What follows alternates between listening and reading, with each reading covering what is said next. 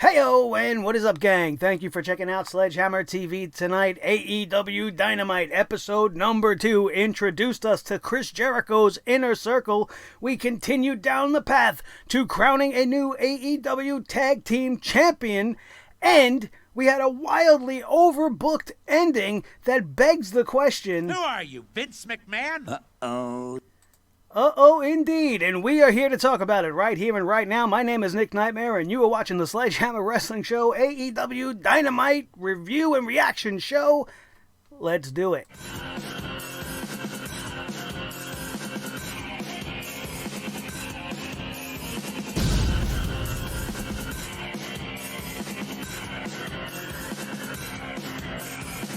Sledgehammer Wrestling Show.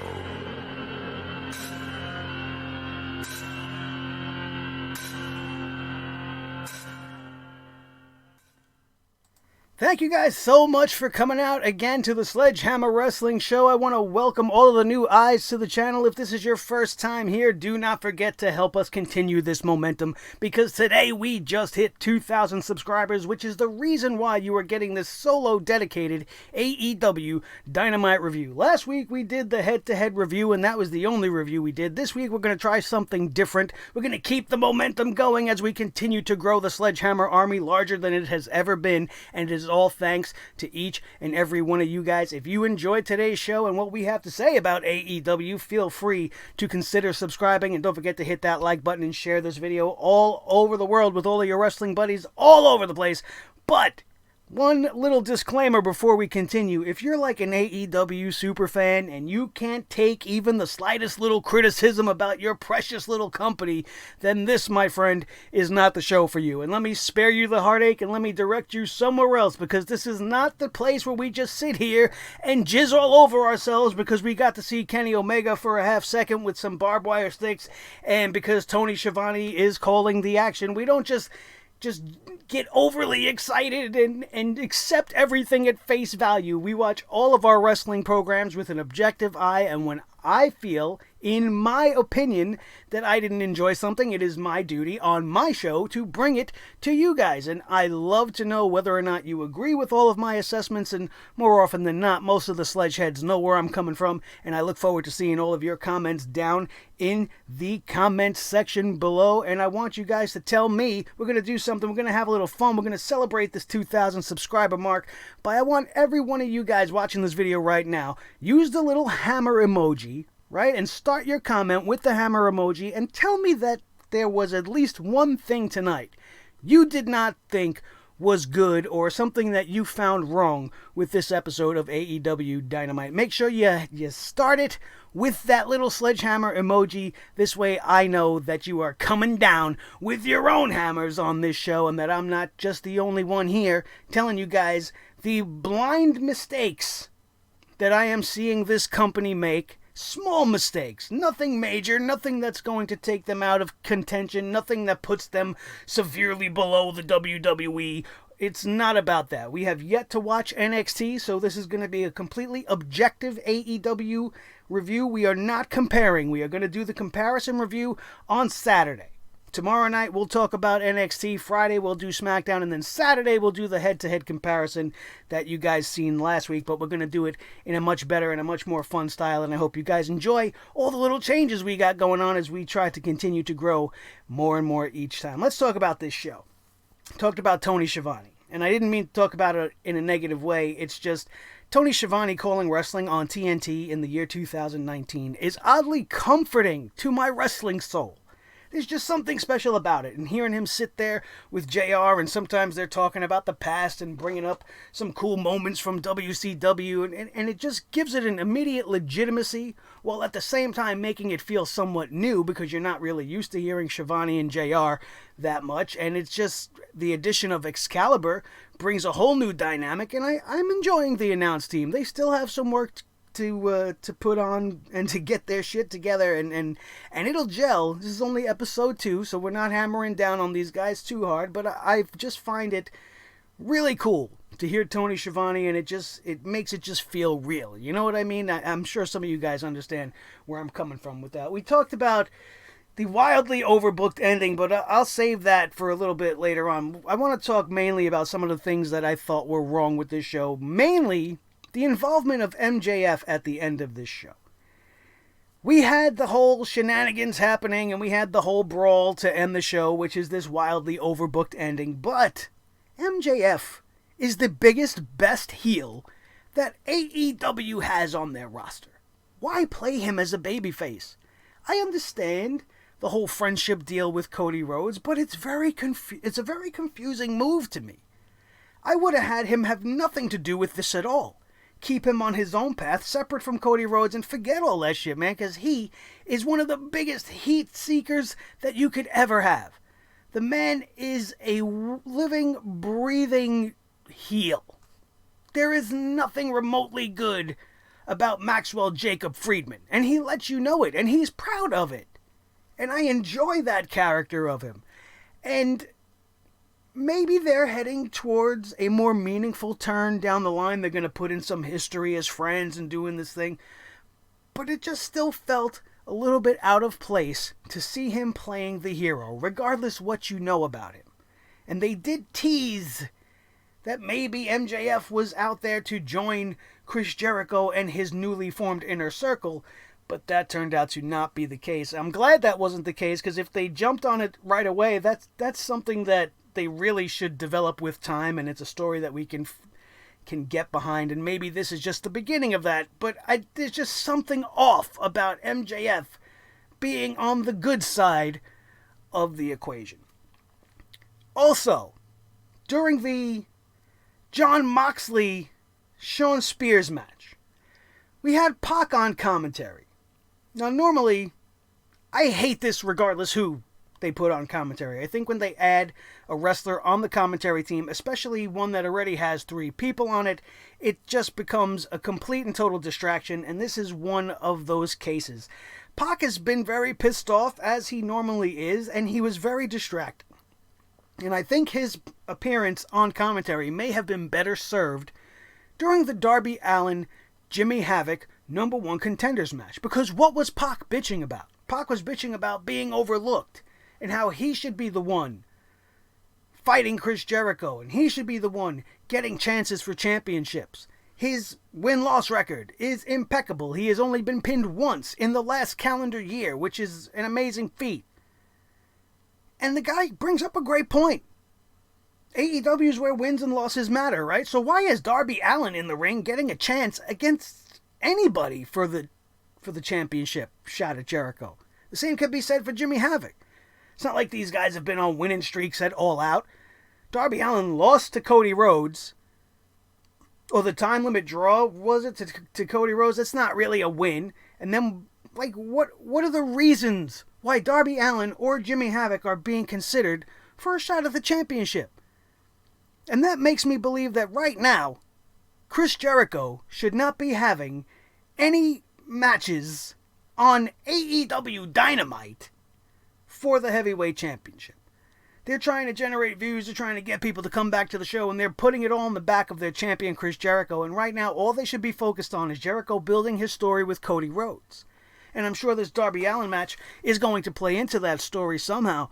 But I feel like the championship is going to become overused already, because they're so reliant on Jericho to bring in the views. We're going to have Jericho fighting on every show. And they showed you that here on this very show, with the main event tag team matchup, Chris Jericho and Sammy Guevara versus versus Dustin Rhodes and Hangman Page. All right?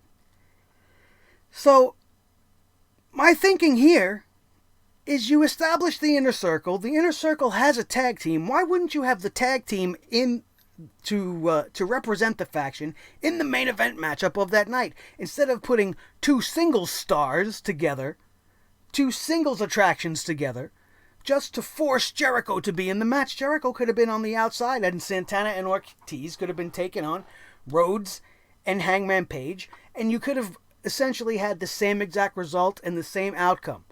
And you didn't have to overbook the end. You didn't have to have the Bucks come out and this one come out and that one come out and then Darby Allin coming down on the skateboard. It's just way too much. It's too much. And you could have done a whole lot more with less. What you could have done is you could have had the Bucks come out, cancel out the other tag team, right? Santana and Ortiz fight with the Bucks through the arena or back up the entrance ramp and into the back, never to be seen again, which whittles it down to having Jericho and Hager and Guevara in the ring with Cody Rhodes all by themselves. And then out comes Darby Allin on his little skateboard, evening the odds. Then you could bring out MJF, even though I wouldn't have done that. I would have done somebody else. Maybe that's where Moxley comes out or something. You could have done it much differently, and it would have come across as not overbooked. I mean, it was just a little WWE chaotic to me. Like they're trying to copy what they're doing over there almost. And that doesn't work over there. We don't need to do that. I thought we were going to see different. Right? I didn't want to see the same old tropes, the same old bullshit wrestling that we've been spoon-fed by Vince McMahon. Let's do different things. Let's not just follow the beaten path. Let's go off a step and let's throw monkey wrenches in the system and see what happens.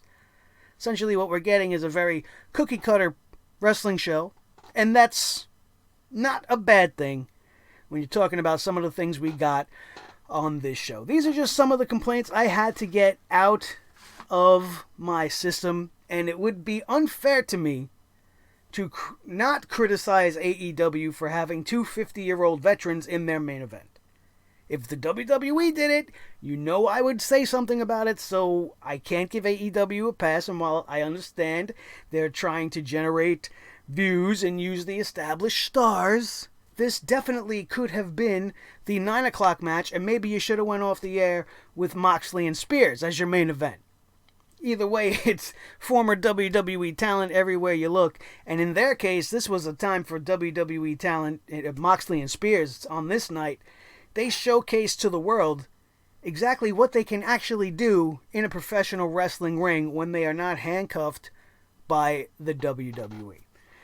So let's talk about this show up and down. Let's go up and down the card. The show kicks off with the AEW Tag Team Championship Tournament matchup, the Young Bucks versus Private Party. I really, really enjoyed the fact that AEW acknowledged my school, the school that I am currently at, House of Glory Wrestling, the birthplace of Mark Quinn and Isaiah Cassidy, Private Party, who's blowing it down right there on Dynamite. You want to talk about Dynamite? This tag team is absolutely fantastic. Mark Quinn kicked me in the face, for those of you who are new to the channel. I am training at the House of Glory, and it was back in January, and Mark Quinn, I cut a promo on him, and it pissed him off so much that he kicked my jaw almost clear off my face. We've been buddies ever since then. Wrestling is a weird business, but it's great to see them in this light. It's great to see them getting success. These guys are very deserving, and you've seen that firsthand in this match tonight. This was a very fun matchup. We had SCU and Jack Evans and Angelico on the outside enjoying this matchup as well. Very fun match. Some really great tag team wrestling. Private Party with an upset victory here. Mark Quinn reverses a Meltzer driver into a roll-up for a win, and they advance to the next round. This is a huge win for Private Party. It definitely puts them immediately in the upper echelon of the tag team division by having defeated the number one team maybe in the whole entire world, the Young Bucks. It was definitely great to see them get the rub. It was a really fun match. These guys are really, really good at what they do. It was great to see the Young Bucks in a match that wasn't just a bunch of super kicks and knee strikes. They really did some great tag team stuff that was a whole lot of fun to watch. I really enjoyed this matchup. Congratulations to my buddies in Private Party. Can't wait to see how far they go. They are my solid pick right now to win this whole thing. I want Private Party to be the first ever AEW champions. And I'm biased, and I'll admit it, but it's awesome. And they're awesome. Great job tonight, guys. Very, very proud. Very proud to even know them. The second segment on the night, Chris Jericho, Le Champion. Le Champion. All of a sudden, Chris Jericho thinks he's a French-Canadian. Cut a really cool promo. Really cool promo because he was skirting the lines as we all expected, he was taking shots at the WWE, taking shots at NXT. He sat there referencing his group. He stood there with Hager and Ortiz and Santana and Guevara, and he said, hey, listen, we are next. We are now. A direct shot at NXT. He then introduced us to all his minions. A We the People chant began when he introduced us to Jack Hager, and he immediately killed this chant. Chris Jericho saying, We the People is a dead thing. It was a stupid idea from bad creative, and it is now over. The crowd popped huge. I popped huge. I thought it was great. The gloves are already coming off, and they don't want anything WWE related, even the crowd chants. Cut that shit out. He is not part of the Un-Americans or whatever they were called. He is Jake Hager, and he is part of the Inner Circle. Chris Jericho then takes shots at the Rhodes family, saying he never liked Dusty Rhodes, and he could care less about Cody's family name. Promised to beat the ever-loving shit. That's an exact quote. I'm going to beat the ever-loving shit out of Cody at Full Gear and break out a little bit of the bubbly when all is said and done. This was a great segment, great promo. We can finally start to maybe wrap our heads around Chris Jericho's little Inner Circle. It's weird. It's a little weird. It's going to need some time to grow on me. But I think I might be able to get into it. I still would have been more preferential if he would have done a more WWE-based stable, and you could have done like an us versus them, and we're here and you're gaining power off of us, and it would have been kind of a war within the war, and a war among themselves, and they could tell WWE, like, we're not worried about you, we're taking over here, very NWO style, but different. But now we got the Inner Circle, and they're looking to take over AEW, and it's a little weird, but it's what we got, so let's go with it. Match number 2 on the night, Darby Allin versus Jimmy Havoc, number 1 contender for the AEW Championship, which will be getting, the winner will be getting a match next week on AEW Dynamite.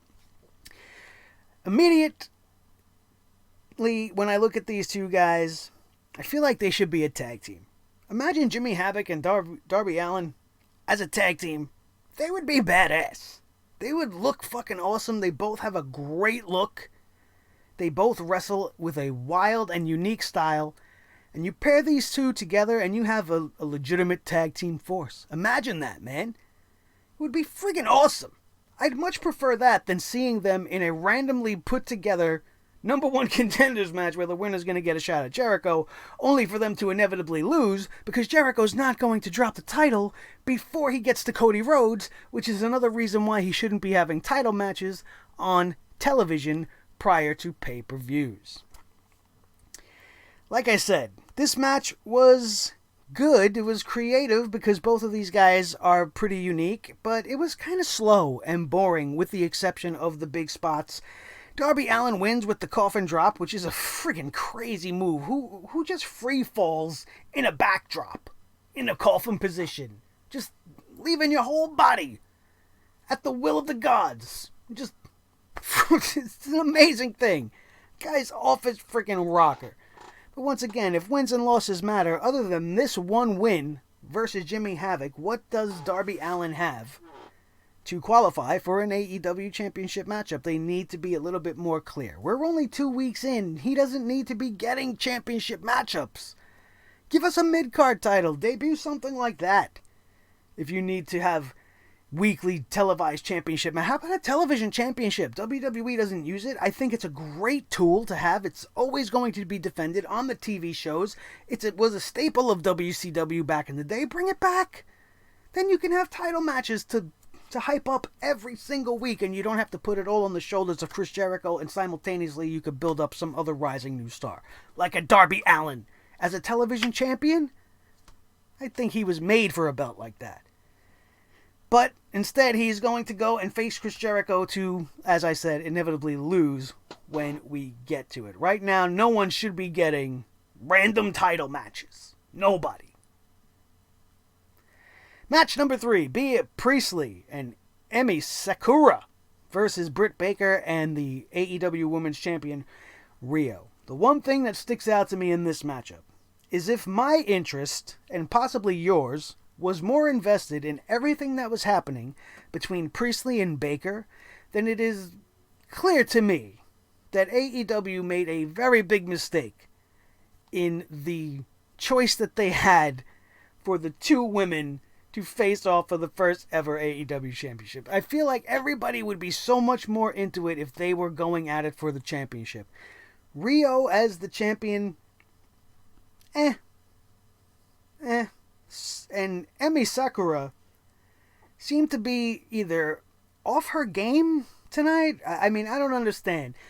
She came in there with the job of being part of the heel team, but meanwhile she's playing to the crowd. She's acting like a babyface. She's missing some spots. I know she's a world-renowned veteran and she has experience out the wazoo, and she could probably break my jaw clear off my face, but I call it like I see it, and tonight was just not her night. She was a little off in this matchup, but this match was mostly about Britt Baker versus Bea Priestley, which is a matchup that I want to see and should definitely be what they chose to go with for the AEW Championship. Would have been much more meaningful if Bea Priestley would have been your first AEW champion for the women's division, and you have the babyface Britt Baker, who everybody's really a big fan of, chasing her for the championship. But right now you got a babyface Rio as your first ever champion, and I really don't think anybody cares. And based off of the crowd reaction, she gets a few pops here and there, but everybody was definitely more into what was going on with Priestley and Baker. This matchup was better than what we're always used to getting when we watch women's tag team divisions.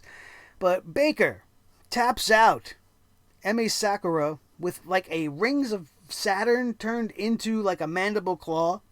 Then there was a little bit of a post-match scuffle between the ladies, which would be broken up, and that would pretty much be it. It was a decent match, like I said, better than what we usually get, but I know I was right when I say that Bea Priestley and Britt Baker would have been a much better championship matchup and follow-up story to have attached to the AEW Women's Championship to bring it much more notoriety.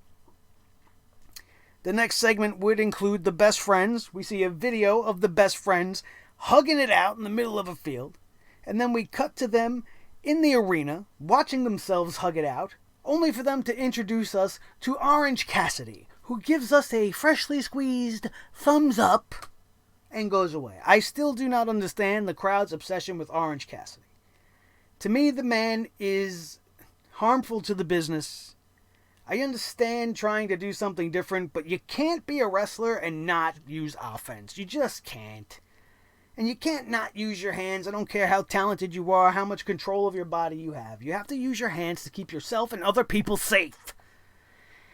So as of right now, Orange Cassidy has a lot of growing on me to do. Because I'm not buying it. And I don't get it.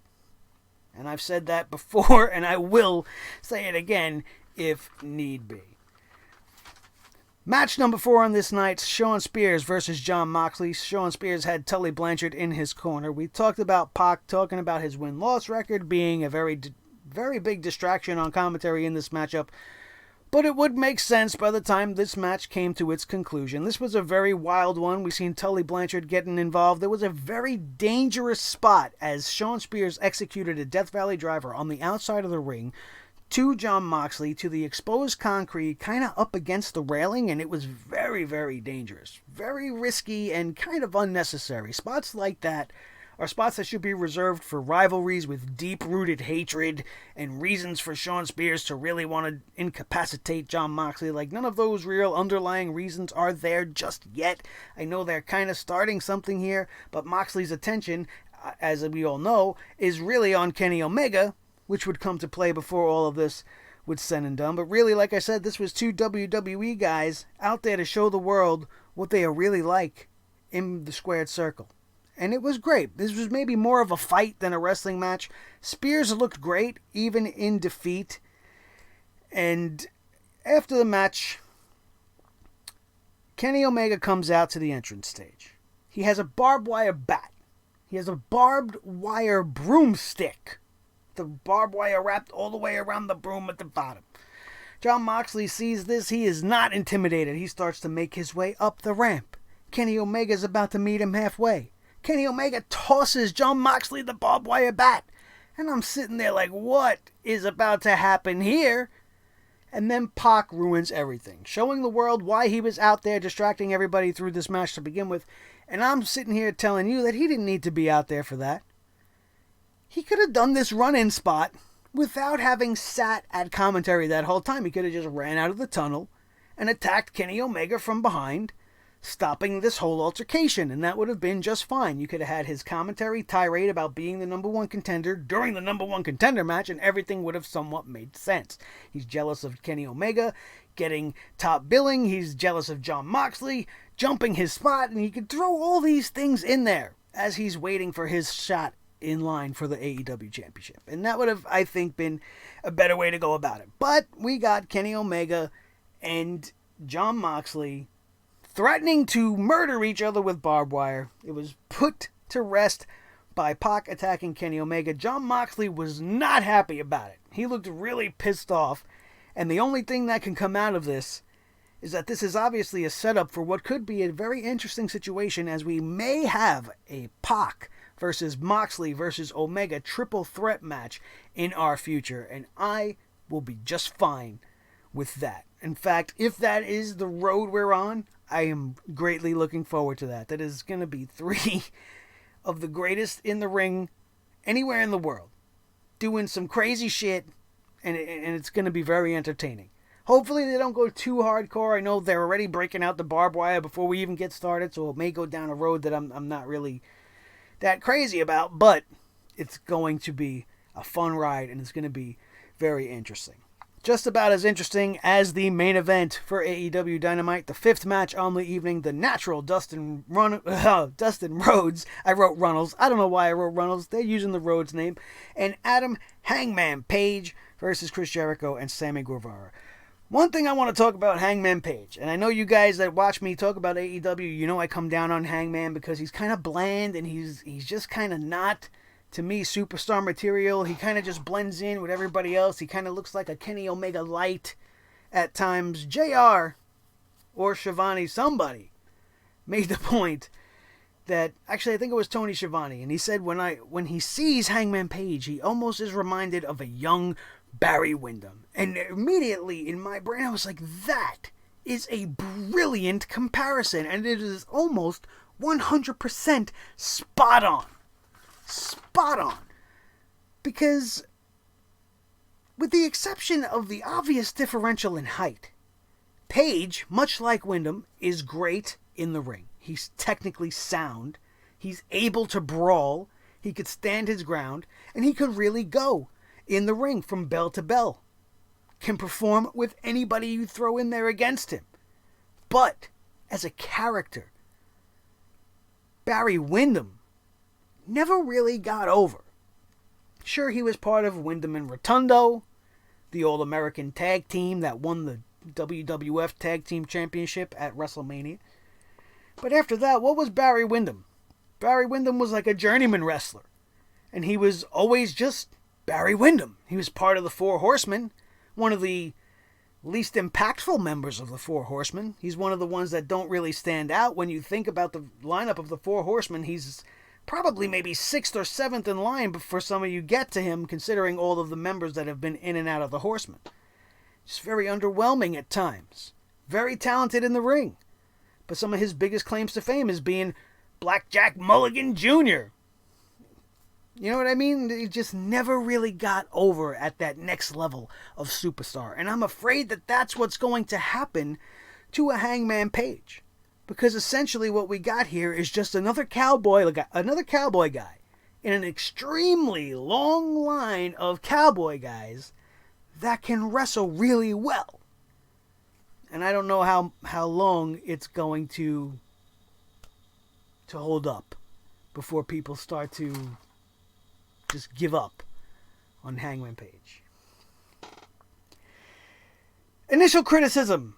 Like I said, if WWE had 50-year-old wrestlers in the main event of a show that is supposed to be new and different and unique, I would call them out on it, so I have to do so with this match as well. But AEW uses their legends in a much, much better way than the WWE does. Mox versus Spears maybe should have been the main event of this show, like I said, and you could have had this earlier in the show, and maybe it wouldn't have been as crazy, and they could have ended it, you know, with the shenanigans, and then went to commercial, and then come back to the show, and then maybe follow it up with an interview of some kind from Jericho or whatever. But the couple of big spots in this matchup. Hangman Page hit a lariat that would have made Stan Hansen cream in his pants, man. Dustin Rhodes hit a twisting double cross body from the top rope, which I'm just absolutely impressive to see a man of his age and his size do something like that. So I was very taken back by it. Then, at the finish of this matchup, when the referee was distracted, Jake Hager hits Dustin Rhodes with a hell of a clothesline. He also took out Hangman Page on the outside with another friggin' clothesline that almost decapitated the Hangman, making him a whole different kind of a Hangman, if you know what I'm talking about. Hit him like a Mack truck. It was unbelievable. Then, like I said, the ref was distracted. He hit Rhodes, who had Chris Jericho set up in the corner to execute the Shattered Dreams, but would never be able to do so. Chris Jericho finishes this matchup with a Judas elbow to Dustin Rhodes for the win. We follow this up with the 3-on-1 beatdown on Dustin. The lights go out, and we have Cody Rhodes standing in the ring. Then MJF comes out. They do the whole MJF tease, and everything gets crazy. Shenanigans begin. The Young Bucks come out, and then it's all ended up with Darby Allin getting one last shot in on the AEW champion so that they could begin to hype next week's show and the matchup between Darby Allin and Y2J Chris Jericho. One other thing that I forgot to mention that just is starting to get annoying to me is the lights out. All the lights out stuff. That's supposed to be for special moments, special debuts, not for every time somebody's going to come out that you're not expecting. Not for every single time. Not everybody's The Undertaker. Not everybody's The Fiend. Cody Rhodes didn't need a blackout entrance. They didn't need to black out for Shawn Spears. That should be reserved for special characters. I don't know why twice in one night we had to go to black for two different people. Like, it's just... It's not cool, man. It's something that you need to use strategically, not repetitively, as we have seen already with AEW and the lights dropping out and coming back, and then it's Moxley, and now next week the lights dropping and comes back and it's Cody, and like, why is Cody dropping out the lights? Oh, he's trying to get surprised. Just come out from the bottom of the ring. You don't need to kill the lights. It's for a different kind of character. Maybe I would have accepted it for, like, maybe Dustin, because Goldust and, you know, Black Rain, like, he has this weird craziness to him that maybe you can buy him coming out of the darkness, but not everybody needs to come out of the dark. One last thing, Dustin Rhodes' entrance song is very clearly a discount version of Green Day's Brain Stew. And I kind of get it on my own. Here we go. I get it, but you're not on your own, bro. You're with your brother, and you're with a new company full of hundreds of guys, and it's just being literal at this point. Thank you guys so much. That was AEW on this October the 9th, 2019. Episode number 2 was very, very enjoyable. These are my criticisms of the show. Let me know your criticisms of the show. Don't forget to start each and every comment with that little hammer so that I know that you're bringing your own hammer down on AEW Dynamite. Don't forget to join us tomorrow night as we go full on for NXT, a completely dedicated NXT episode. Even though we have seen AEW, we are going to keep them out of it. And then we will come back and compare the two shows side by side on Saturday as we continue to cover the Wednesday Night War as it happens. Thank you guys all for this great week. Thank you for getting me over 2,000 subscribers. If you subscribed during this episode, I want to thank you even more, and let's continue this momentum for as far as we can go. Because Sledgehammer TV is looking to take over the world one subscriber at a time, and it all starts with you. If you guys like art and you guys like drawing, Sledgehammer TV also offers the Sketchhammer Shorts, which we have been putting up on the channel, but we also have the Sketchhammer sister channel. It's called The Sledgehammer, and you could search for it on YouTube. I will try to link it in the annotations of this video. Last time I tried, it wouldn't let me, but I'm going to try to get it linked in there. You can go subscribe over there because we have different videos that are not up on Sledgehammer TV's main channel right now of a couple of sketches that I've done from the Dark Crystal, and they're pretty impressive, and I'd love for you guys to go and subscribe over there if you guys are fans of art. If you're not fans of drawing and speed drawing and art and cool shit like that, then you just keep it right here for your #1 wrestling channel in all the world, and that is the Sledgehammer Wrestling Show, which is only found right here on Sledgehammer TV. I can't thank you guys enough, man. This has been a crazy week, and we're going to continue rolling on with our coverage of professional wrestling. As long as they keep dishing it out, we're going to keep dishing it out as well. My name is Nick Nightmare. This is the team, Thor the Sledgehammer, the official Sledgehammer of the Sledgehammer Wrestling Show. His tag team partner, the World Heavyweight Champion of all the microphones in all the world, Mr. Blue the Snowball. The most important member of the team, as always, is each and every one of you. So don't forget to subscribe right now. Smash that like button if you enjoyed today's show and agreed with anything I had to say. And then share this video with each and every one of your wrestling buddies all over the wrestling world, especially if they need to know the few tiny things that were wrong with tonight's Dynamite, especially if you agreed with me. And don't forget to be here with us all week long. SmackDown review Friday, Wednesday Night Raw head-to-head, Saturday, tomorrow, NXT, and then back to the grind on Monday for Raw, and we do it all over again. That, my friends, is going to do it, and we are out of here. And we will see you next time right here on your new favorite wrestling show, the Sledgehammer Wrestling Show, only on Sledgehammer TV, right here on YouTube.com. Boom.